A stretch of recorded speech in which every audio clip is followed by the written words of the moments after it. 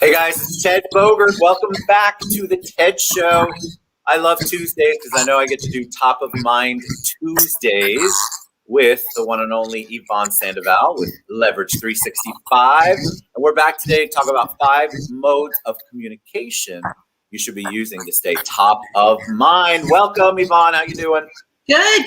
Thanks for having me. I'm excited. I love all this stuff. You come prepared. You have slideshows. I mean, it's so good. I get so many comments that people have watched the show and taken nuggets. It's crazy because I think people do want to stay top of mind. But enough about me. For those people who've been living under a rock who don't know you, tell them a little bit about you. Well, I'm Yvonne. I'm the owner of Leverage 365, which is giving you leverage in your business 365 days a year. Somebody recently asked me what the name of why I named the company what I did. I had a hard time, breaking it down. Other than I give you leverage 365 days. There you go. That's it. I'm very simple. So I'm here to help you as if you're in real estate, if you're a real estate professional.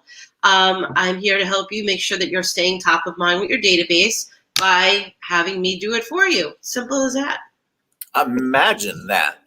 Because if you are realtors, they want to do it, but they don't find the time. It's something that I would always want to invest in because it's something I don't do well enough. And so, of course, I would want somebody to do it for me that specializes in it, which you do. Absolutely. You should just be concentrating on your one thing, yes. Which is helping people buy and sell real estate if you are a realtor. So the other peripheral things in your business, you need to leverage out. And as you grow your business, you're going to have to bring in more leverage in order to grow your business. Yes. So it's just like a circle, and you're going to have to bring people in. So the first thing we know is that you're going to be making sales as a new agent from your database, from the people that you have worked with in the past, your friends, your family, your neighbors, people that you come across in your everyday life. So for new agents, this is just as important than it is for established agents who have had clients in the past year, 2 years, 3 years. So leverage365.com is the website. If you want to check it out, I hope you do, or you can reach Yvonne anytime, or you can reach her through me. All right, so we're gonna kick it off because it's a pretty big show, a pretty big slideshow. Yes, I put a lot of slides into this one. There's 5 modes of communication that I speak about in my classes, and there's actually a bonus 6th one today. But we're going to run through them as quickly as we can because there's just a lot of information. So let me do. I got to pull it up. Sorry, this is Ted having to figure out stuff. It's crazy. There. So the first thing you're going to see is where people are getting their. This is a NAR. Realtor slide, and it's telling you where people are wanting to hear from you. So. This is a survey that I did. Uh-oh.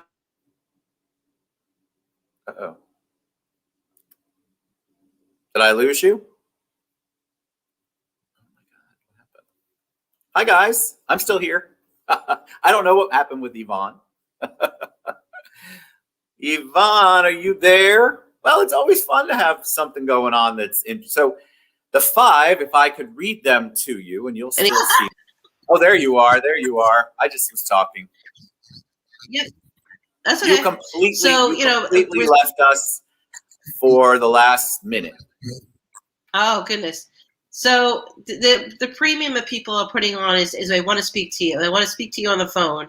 Phone is still a thing, okay? Text messages, as you can see on this chart, which may be a little difficult for you to see, but text messages is like the second from the bottom. They want to hear from you by video. They want to hear from you by email. They want to hear from you by text. And these are just showing you basically that the different modes of communication is where you need to be. It's just not in one area. You need to be in all of them. So that's just basically a slide that shows that there are multiple modes of communication and that you have to be using them all. Don't put all your eggs in one basket. No, you don't want to ever do that, right? Because that's where people I think that's one of the worst mistakes that anybody in business can make, let alone real estate.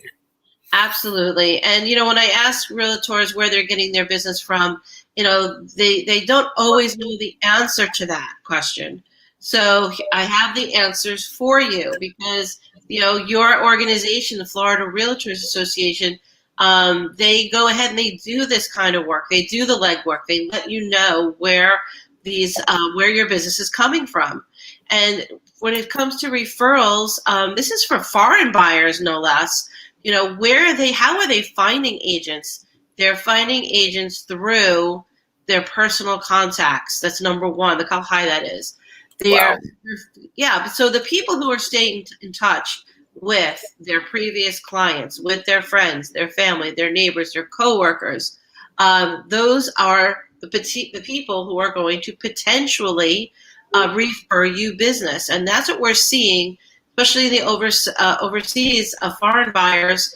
They're just asking their friends and family who may live in the States, obviously, who do you know in Orlando? Who do you know in Davenport? Who do you know in all these areas that they're looking to buy in Lake Nona, per se?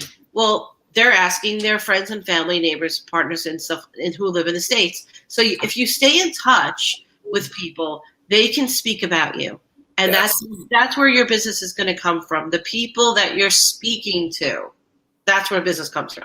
And it's interesting. I see that one of the lowest is 2%, and it's yard signs. Yes. And I'm amazed at the amount of money that people invest in that. And I've always wondered how that really played out. I mean, I have realtor friends that swear by it, but then I have realtor friends who are like, God, that's a lot of money to have to put those signs up all the time. It is. And like you said, you and I'm a big proponent of letting others do the work and find out the data. That this is real. This is not just an experience that, you had. It's the overall, a survey of many realtors and the data that was collected, yard signs, where they fall on this chart. I tend to believe this chart because it is multiple people bringing their experiences to the table, not just our own. Correct. Correct. These are real numbers, and I work off of real numbers in my world. So correct. And and it's okay to, if you don't know, but what Yvonne's telling you is you should know. You should begin to track that stuff. You should know where everything's coming from, because sorry, I brought the other slide up. That's good. Because it's so important to be able to track where it's ROI, or we don't call it that. I think about it as return on more than just investment. People don't know. And so they spend money in 70 different pockets and have no idea what they're spending it on and if it's bringing them any kind of business. Yeah, I always call it the ROE, the return on effort. Yes. You just can't throw money at things. You have to actually work your business. So 70% of respondents reported that their buyers were personal or business contacts, former clients, or referrals from former clients. So this is a survey that was done once again by NAR of respondents who were asked where they find their buyers. These are from other real estate agents. So here, this is where you have to just keep in mind, around the world who are going to be buying investment properties here, or people who are local and are buying, a property, they are getting their information from their sphere, from the people. Yes. And that sphere is, just think of it globally.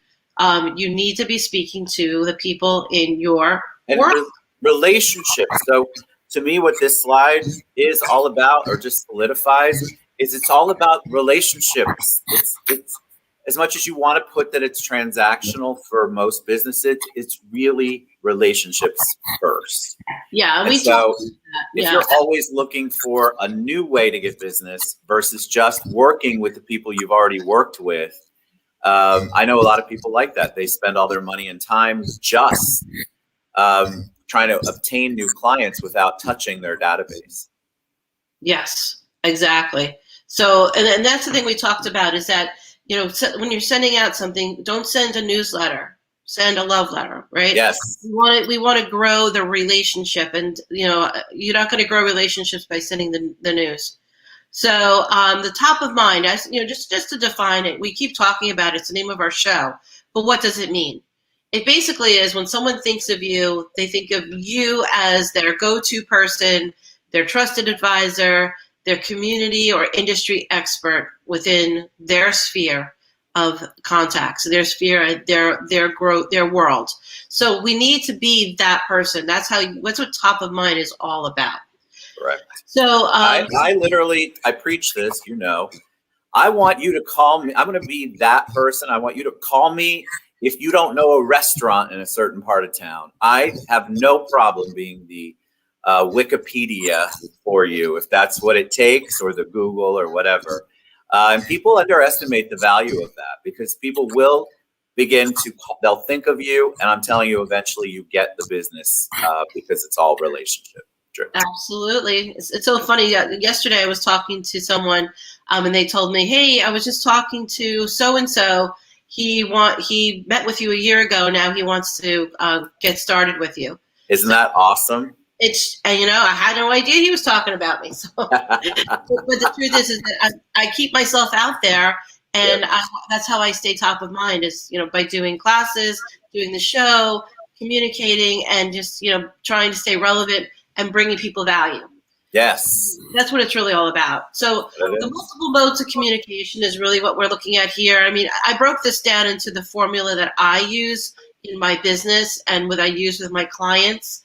But you're going to see there's different colors here. So what you're looking at in the multiple modes of communication are emails, social media, face-to-face, which means, getting to see someone in real life. And that could be I should put a little mask over the you should. Right? Oh my God, I'm going to totally do that. So I should have done that. My goodness. Okay. So this is why I'm so visual. I see it and then it comes to my head. Me too. I get it. Put the mask on the man. So yes, face to face. Then we have mail, which is direct mail, and then you have phone calls. There is a sixth that we're going to give it to you at the end, but 5 modes of communication: email, social media, face to face, direct mail, and phone calls. Those are the things you need to do. I'm telling you, one of the problems I've had in the last 6 months, maybe a year.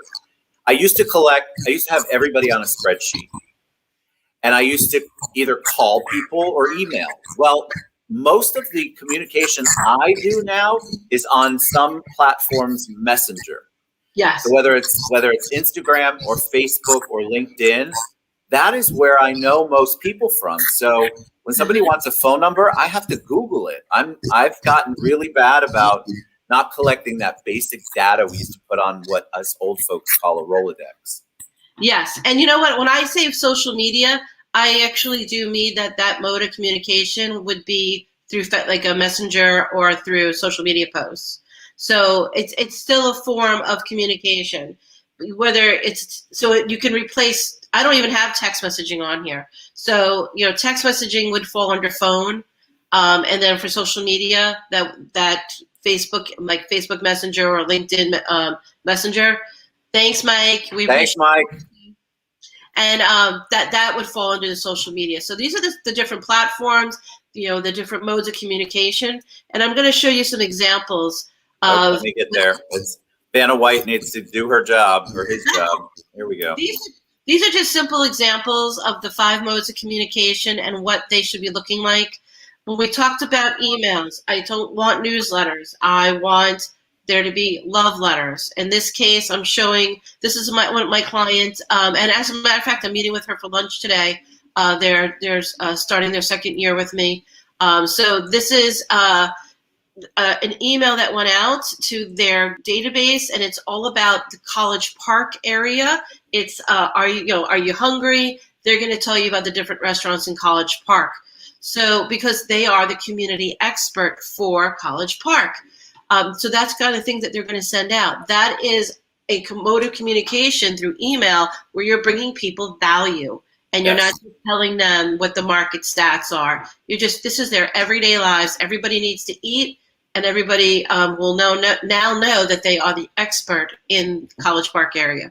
I love that. I think it's so, we just did something like that at VIP where we got asked questions, and it was just a kind of a personal thing, but then as we've discussed, you want to be known as the community expert so that they know that you know a whole bunch of stuff about a city, not just the transaction. Again, guys, it's not just about the house if we're talking real estate. Especially the overseas buyers. We were talking, I work with a lot of people who are global, and the overseas, they want to see that you are knowledgeable of the area in which they are not, because they don't even live in the States.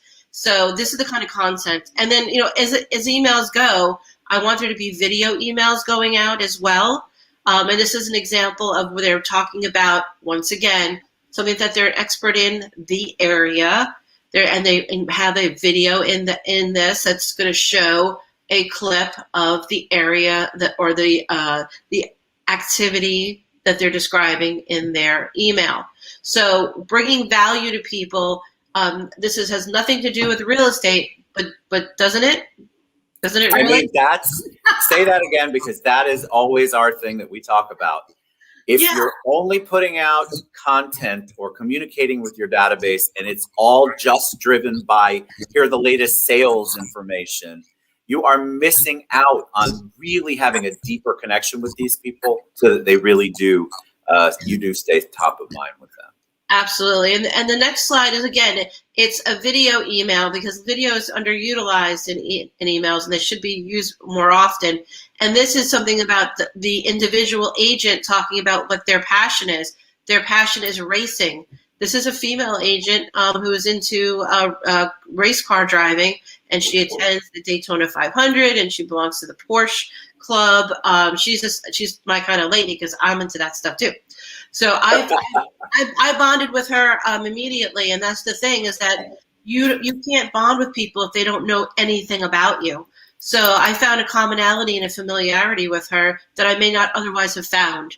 So the video here, it talks about what her passion is in racing, and I think that was a great idea, because so many people can relate to that. Yeah, and think about it. I mean, it's just so important to let people know who you are, not just what you do. Absolutely. They can work with anyone. They really can. So what they're going to do is they're going to pick somebody that they feel most close to, most familiarity with, or they've already worked with you, and now they're getting to know you even more. They're getting that relationship is going deeper. Okay, so by talking about the things that you're passionate about. So in social media, the next mode of communication, the kinds of things that you should be posting, this is exactly what I want to see. This is a person who was volunteering with the vaccinations, working with, going to get there, but he wasn't getting his vaccination. He was bringing us knowledge of what was going on in the vaccination lines. So, showing you're volunteering in the community is basically what I'm trying to show. That is that you're a part of a community. You are a community expert. So, can I make a comment on this? I love Ray. Yeah. I love the fact that there's not 75 selfies of him. Yeah. Because here's another thing, like those pictures are letting you know he volunteers without going, hey, I'm amazing because I'm a volunteer. Oh, totally. He's such a great guy. And He's a great guy. And so humble. And, and that's what we want. We want to be, it's not about you. It's about them. It's always about them. Yes. And that's what it is. And, this is another example. This is a video, but I'm not playing it. But this is Ted putting information into the universe about, an upcoming community project. And it's a video, and yes, we're not going to play the video, but I just wanted to show the content that should be going on social media about the community, always about the community, but not from a real estate sense, from a human sense. Correct. The human sense is everything. Bring humanity back to your social media. Yes. So the next one as well is a social media post that's talking about a local business. This person, Rose Kemp, is a realtor, 21 years, and she's a generational realtor. What we need to show is community. So she's talking about a local business that whether it could benefit you or could benefit your friend, a neighbor, partner, doesn't matter. She's talking about helping others and promoting others rather than promoting herself. And I got to tell you, she made an intro to me, to these people.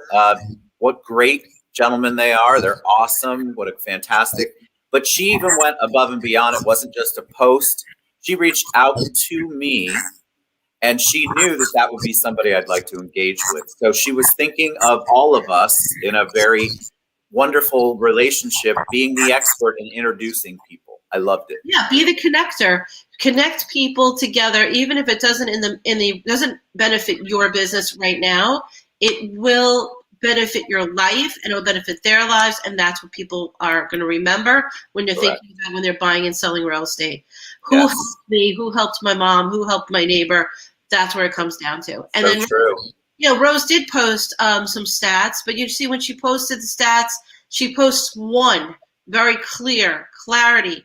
It's bringing it home, bringing it to the point. And so I love that she did it that way, because and you know what? She didn't say, I'm Rose Kemp, I'm the best realtor, here's me.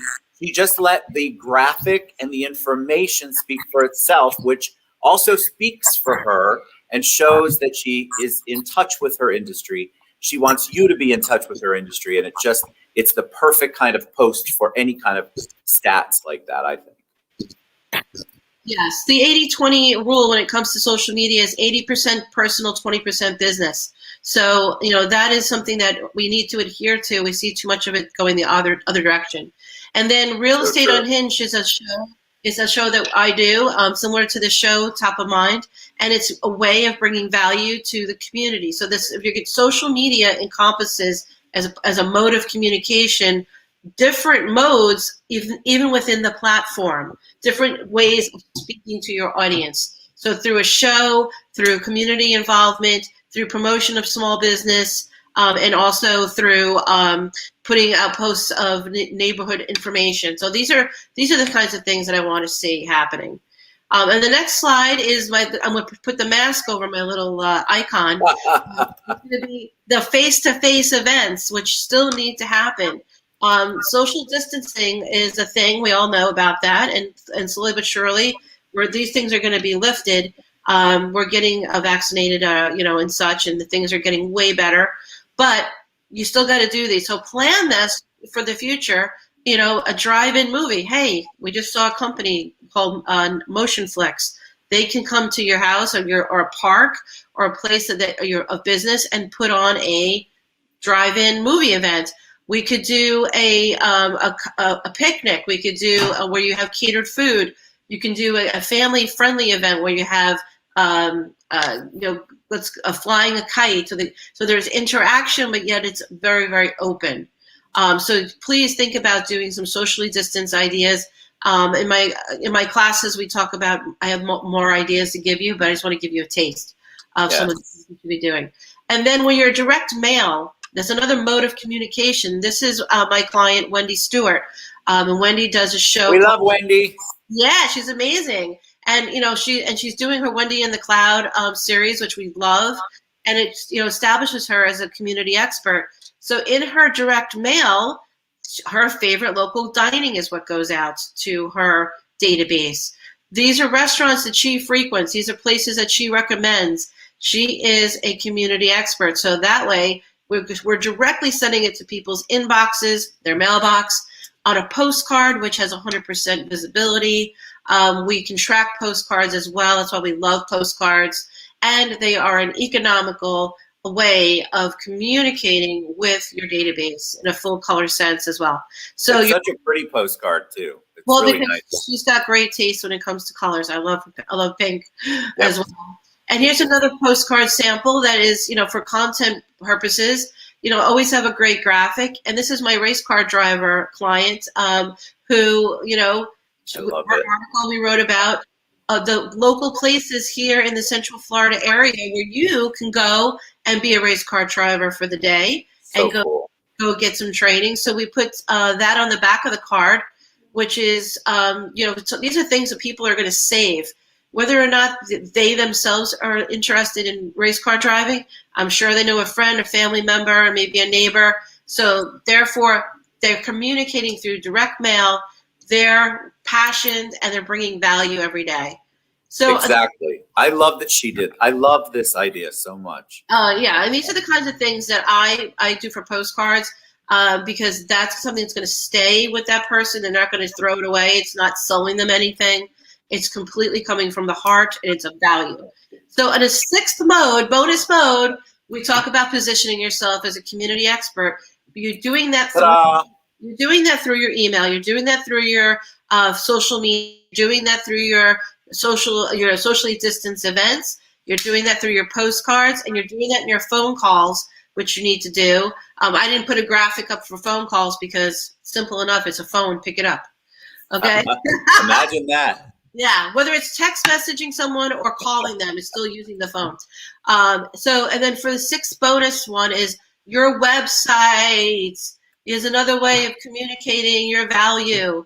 Websites have just become places for people to search for homes that they're not searching for homes on. That's what's going on, because they're using, unfortunately, Zillow, and they're using Realtor.com. Your customers are. They're not coming to your website and doing any searches. They're coming to you, and we all know that the third most searched page on any realtor website is the About Me page, which has been neglected for way too long. So a community expert is just an example of what can be done with a website, whereas you are being the focus of the information. It is about you. It is about your passions. It is about knowing everything we just discussed. Where are your hot spots? Where are the places that you frequent, like Wendy's postcard? And then where is it that you're charitable? Who do you give to charities? Which communities do you belong to? Maybe the church you belong to. Yes. These are all things that should be put in your website. If you're not doing it now, you could be doing that with either your present website or getting a standalone website that communicates your expertise. So don't neglect your website and think of it as some kind of like search engine for homes, because in all honesty, they're not going to you.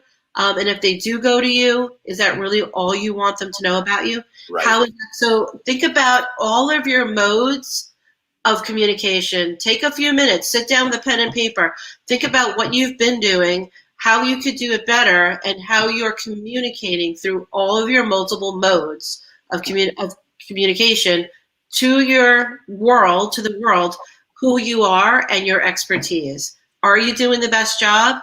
Are you getting your message out there? Are you using these modes of communication to just regurgitate, data and facts? And are you becoming a robot? Put it that way. I don't want you to. I want you to get humanity back into your marketing. Yes.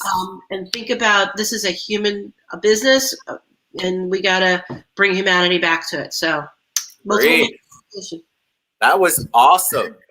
I love talking about all of that, because I think people do get caught up in one mode or another, and they really need to cross it. They need to figure out more than one basket for their eggs, like you said, or different. It's funny. I share a little because I know those memories pop up in your Facebook. I had a memory pop up a few days ago, and I remember that day distinctly because I had sat down with a broker owner, and he proceeded to tell me that, you know what, Yvonne, I like what you're doing. It's really nice, but you know what? The future is totally text messages. So there's not going to be any other marketing that I'll need but text messaging, and that's just the way it's going to be. And I was a little crushed because I thought about it, and I'm like, wait a second. I believe in, not having all my eggs in one basket. And this person is just like totally dismissed the whole, like a lot of my world. Yeah. And I'm like, okay, not my world, but the world. So I said, I regrouped and went home, and that memory came up, and I said, you know what? Look, nothing's changed in the year. We still, if anything, what happened to our world? And correct. You never know what's going to happen in tomorrow. So if we hadn't stayed in the multiple modes of communication, and I kind of just checked out and listened to this individual, you know what? I don't think that I'd still be here, because these modes are here. The phone, yes. Email. It's all here to stay. All here to stay. we didn't have the ability to even do face-to-face, but because my clients were all in these other modes, they were so covered. Yes. It was like an insurance policy that they bought prior to COVID. And I felt so good about that. Now that I look back, I'm like, wow, that insurance policy paid off. They're all having an amazing year, despite the horrible pandemic that we have. So anyway. Fantastic. All right, Yvonne Sandoval with Leverage 365. You can go to getleverage365.com to find her, or really anywhere on social media, or you can reach out to me and I'll put you in touch. Thank you. That was awesome and educational and fun, and it was perfect. Thank you. All right, everybody. We'll be back next time. Top of Mind Tuesdays.